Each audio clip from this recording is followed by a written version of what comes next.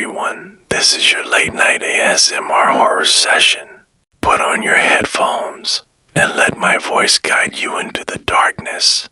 It was supposed to be a peaceful weekend. Caleb had been planning his solo hiking trip for months. He worked a high-stress tech job in Dallas, and Devil's Den State Park in Arkansas seemed like the perfect escape, quiet, scenic, and remote. Place where your phone loses signal and you lose track of time. Just trees, trails, and silence. He arrived late Friday morning. The weather was perfect, overcast skies, cool air, the smell of damp earth. He parked at the lesser-used trailhead and made his way into the woods with only a backpack, a tent, some freeze-dried meals, and a journal. Caleb wasn't a rookie hiker. He had done this many times before, but something about Devil's Den felt different almost immediately. The trees seemed thicker here, older. The light barely made it to the ground in some parts. He even noted it in his journal around 1 p.m. Thick woods, beautiful, feels heavier than expected. Wind doesn't even move the treetops, might be my imagination that night. But setting up camp a few miles off the main trail, Caleb sat by a small fire, writing and eating from a pouch of chicken teriyaki. He didn't notice the silence at first, but around 9:30 p.m. he realized there were no crickets, no owls, no breeze, just an eerie, complete stillness, like the woods were holding their breath. He tried to ignore it, blaming it on exhaustion and overthinking. But as he zipped himself into his tent and lay down, a creeping discomfort spread through his body. Not fear, exactly, not yet, just awareness, something primal. He wrote one last line in his journal before drifting to sleep. I don't think I'm alone out here. At 2:43 a.m., Caleb woke up. His body snapped awake like it knew something his mind didn't. The tent was ice cold. The forest outside was dead silent. And then he heard it crunch, one footstep, close. He held his breath, listening, then another crunch, then silence. The sound wasn't like an animal. It was measured, slow, deliberate, like someone walking through dry leaves with bare feet, not trying to be quiet. His heart pounded. He grabbed his flashlight but didn't turn it on if something was outside. He didn't want to alert it. He waited for minutes that felt like hours. Then, from the right side of his tent, a shadow moved. Not a fast movement, a slow pass. Like something tall was gliding by the side of the tent, inches from the fabric. He couldn't breathe, and then it stopped, right at the entrance of the tent. He could see the silhouette of two legs, long, thin, unmoving. He was paralyzed. Seconds passed. Then a full minute. The legs didn't move. Then it bent out, the shape leaned forward, and he saw its head silhouette stretch down toward the tent window. It tilted its head to the side like it was looking in, like it knew he was awake. Caleb wanted to scream, but no sound came out.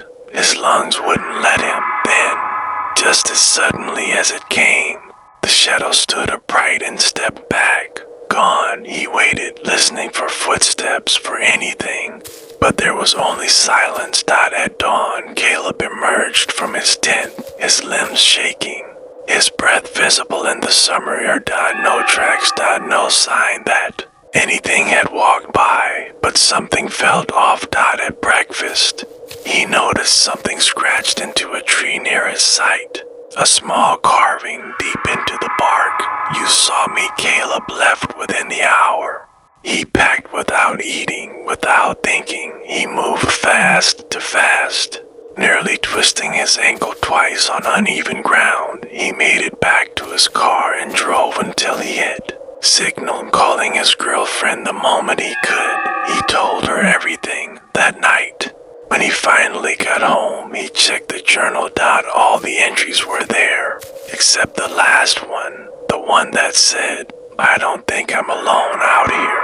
That line had been ripped out. Only a jagged tear remained. Years later, Caleb never returned to Devil's Den, but the memory followed him everywhere. Sometimes in dreams, sometimes when he walked past trees during dusk, and once, just once, when he went to a park with his nephew. The kid stopped walking and pointed into the trees.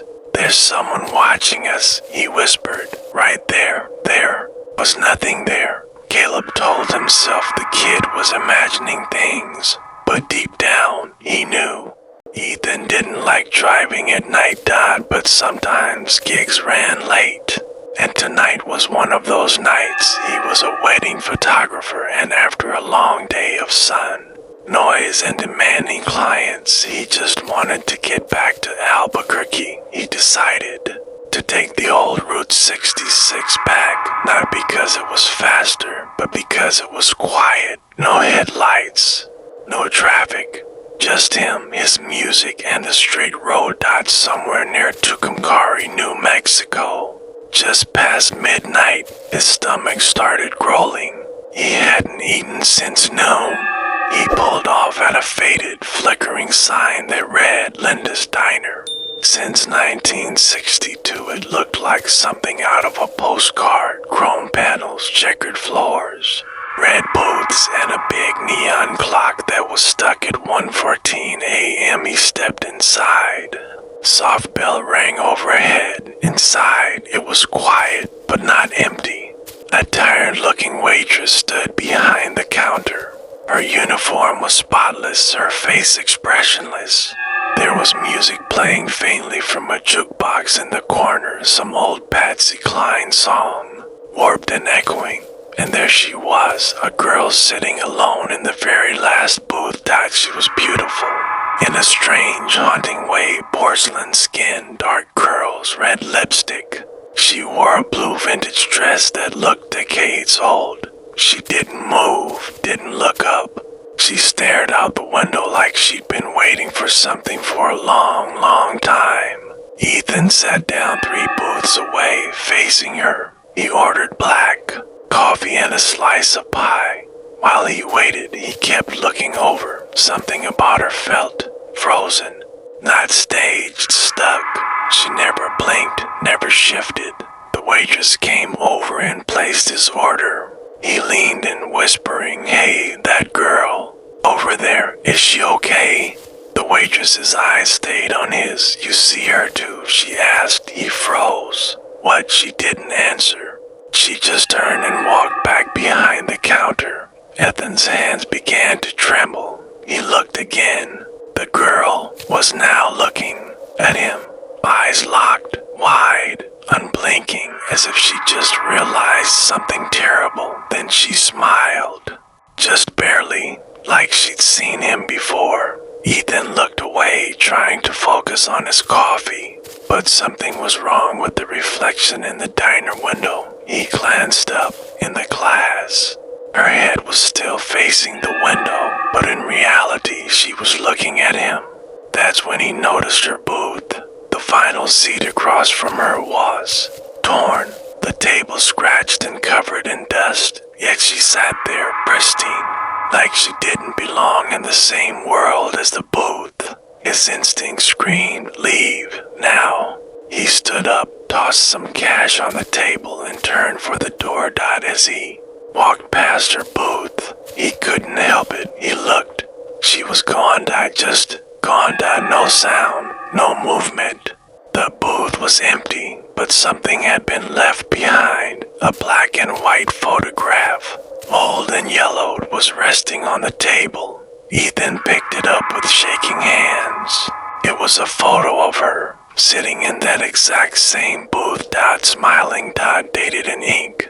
July 7, 1963. He looked back at the waitress. She hadn't moved. He walked quickly to the counter, holding the photo. "Is this some kind of joke?" he asked. The waitress just looked at him, tired, distant.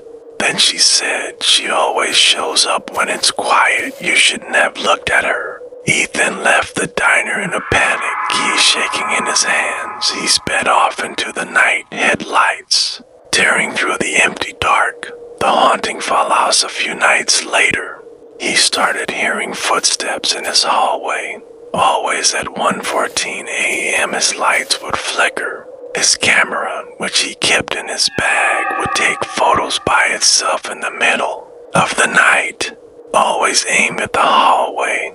Always empty that until one night, the last photo taken showed a woman standing in the hallway, wearing a vintage blue dress, her face pressed against the wall.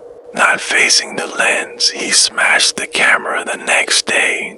Returned to the dinner 6 months later. Ethan returned to Route 66. He had to know if it was real.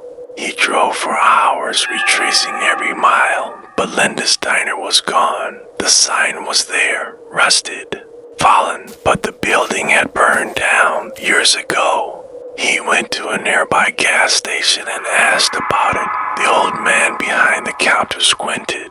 "You say you saw a girl, blue dress, in that booth?" Ethan nodded. The man sighed. "They say a girl was left waiting there in 63. Her date never showed. Car crash outside town. She never left that booth.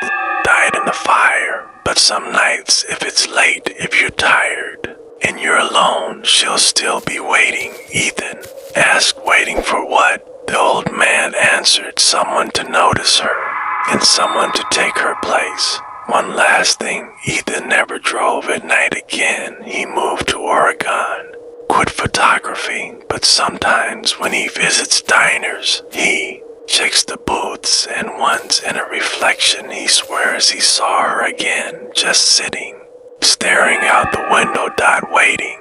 Tyler wasn't planning to stop in Amarillo, but when you've been driving for 11 hours through flat Texas heat, things don't always go to plan.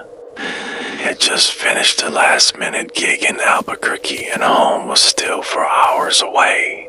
His eyelids were heavy. The desert road was hypnotic.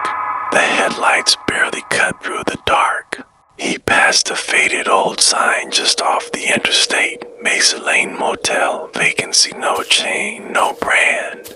Just a flickering red vacancy sign and a dying vending machine out front. Kind of place that shouldn't exist anymore, but it was cheap, and he was exhausted. He pulled in and walked up to the office. A frail old woman sat behind a dusty desk. Barely moving, she handed him a rusted key. "Room 104. She said in a whisper that didn't quite sound like it came from her mouth. Tyler stepped into the room. Old carpet, yellow walls, cigarette burns on the curtains. But the strangest part was the mirror. It was massive, floor to ceiling, bolted to the wall across from the bed, and covered in smudges. Fingerprints, handprints, and one long, greasy smear like a face had been pressed into it. He stepped up to it and tried wiping it with his sleeve, but the stains wouldn't budge. He muttered, "Cheap place," and collapsed on the bed. 3:07 a.m. he woke up gasping. The air was thick, like he'd been choking in his sleep.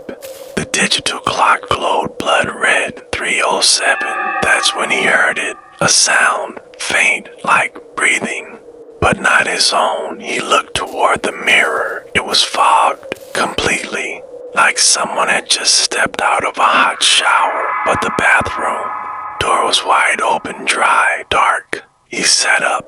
The mirror was still fogged except for one area. A clear handprint pressed against the glass from the inside. His throat tightened. He looked behind him. No one.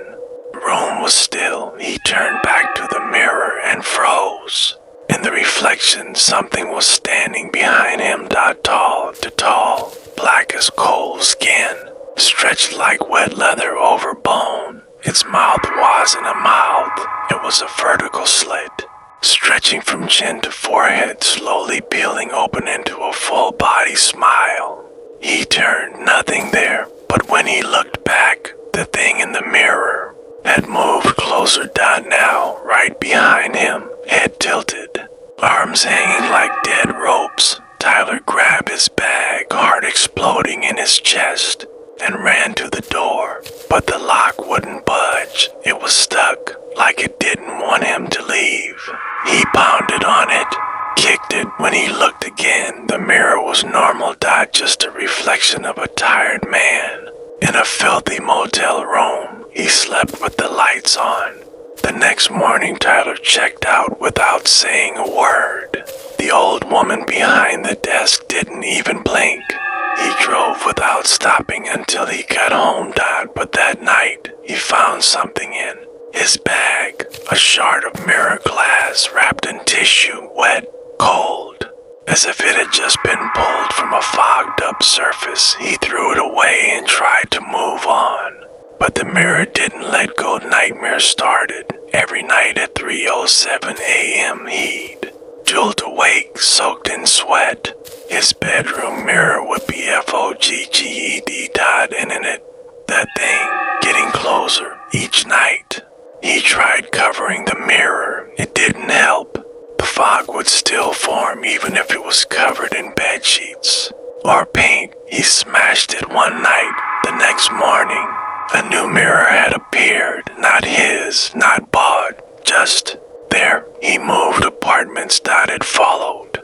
He looked for help. Tyler found an online forum for paranormal experiences. He posted his story. Someone replied, Mesa Lane Motel was condemned in 2004. Room 100 was sealed shut after a guest was found staring at the mirror for 3 days straight before gouging his own eyes out. Said he saw himself smiling back, but it wasn't him. Motel reopened anyway. Cheap repairs. Demons don't care about drywall. The post was deleted minutes later. The final night Tyler tried staying with friends. He fell asleep on the couch. Woke up 3:07 a.m. their TV off, yet reflecting in the screen. The thing closer now, mouth open, not smiling anymore, screaming, but silently. That was the last night anyone heard from Tyler. 3 weeks later, a motel maid cleaning room 100 found a mirror shard under the bed, still fogged. The room hasn't been rented since, but if you check into a cheap motel off I-40 in Amarillo and wake up at 3:07 a.m. with the mirror fogged up, don't look at it, don't wipe it, and whatever you do, don't turn around.